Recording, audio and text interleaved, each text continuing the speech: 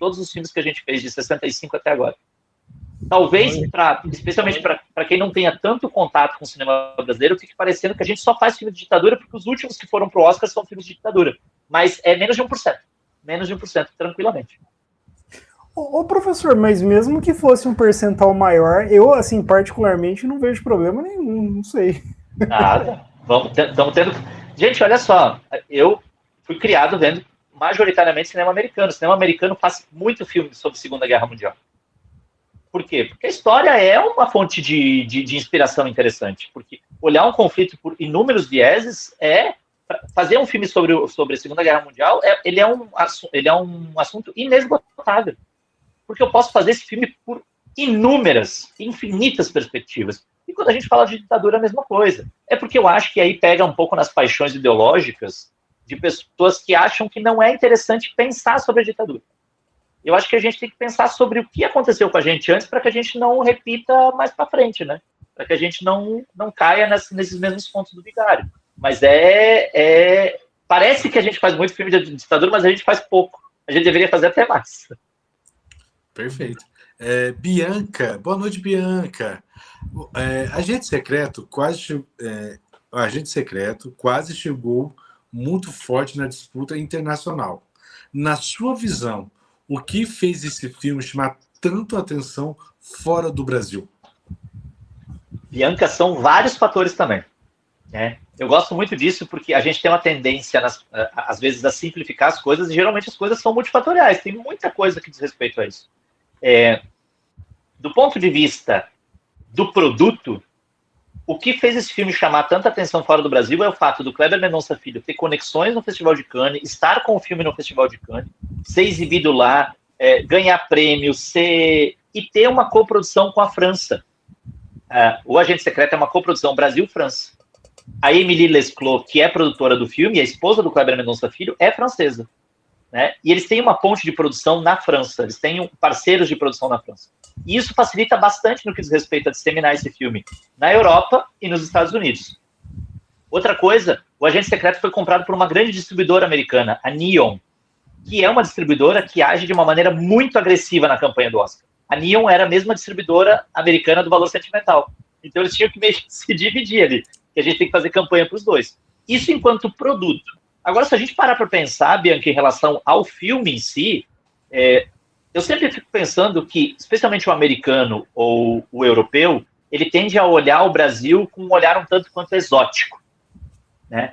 Aquilo que é exótico, aquilo que está muito distante da sua realidade, eles tendem a ver como uma questão mais atrativa.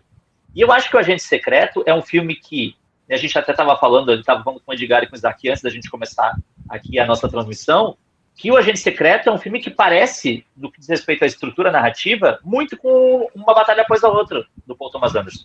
São filmes que tornam meio difusa essa curva dramática do protagonista, são filmes que mudam muito de registro, uma hora eles são thriller, daqui a pouco eles são comédia, daqui a pouco eles viram terror, daqui a pouco eles viram um filme de ação. Então, ele talvez, esses dois filmes e outros filmes, como Martin Supreme também, eles apontem para um caminho, para uma tendência, em que pese que eles são filmes muito diferentes, mas que têm essas semelhanças, mas eu acho que tem uma questão de que tem um exotismo pro gringo ali, que eles acham interessante, essa questão do folclore, da perna cabeluda, e desse personagem que, vamos ser claros, assim, desse personagem que é um personagem que reflete o amor do Kleber Mendonça Filho pelo cinema americano. Né? Esse é um personagem que é decalcado de uma série de personagens que a gente viu em filmes americanos. O próprio título do filme, O Agente Secreto, é uma grande pegadinha, porque não tem agente secreto nenhum no filme. Só que quando o Kleber começa o filme, naquela cena brilhante dele chegando de São Paulo no Recife, tendo cadáver no posto, quando a gente pensa, o nome do filme é Um Agente Secreto, e esse personagem chega, dá de cara com um cadáver, que basicamente aquele cadáver é um prenúncio da própria morte dele, né? É o que vai acontecer com ele. E ele dá de cara com aquela polícia meio leniente, meio extorsiva. Tem essa coisa de a gente pensar, tá, o Agente Secreto é o personagem do Wagner Moura. Tanto que o policial pergunta pra ele, né, tu anda armado? E aí, essas indagações são feitas ao longo do filme. Quando ele chega na repartição pública, o delegado assim, tu tem cara de polícia. Ele disse, não, mas eu não sou polícia, não. Não, você tem cara de polícia. Isso até a gente descobrir que, na verdade, é um professor universitário que está fugindo, porque está com a cabeça a prêmio, porque desagradou um poderoso. Assim. Então, essa questão de chamar atenção internacionalmente, ela tem um lado industrial, ela tem um lado artístico. Ela tem um lado que diz respeito a como tu comercializa esse filme, como tu visibiliza esse filme internacionalmente, como é que tu faz com que ele chegue às pessoas certas, ou seja, como é que tu joga o jogo internacional, e também no que diz respeito à estética e à narrativa.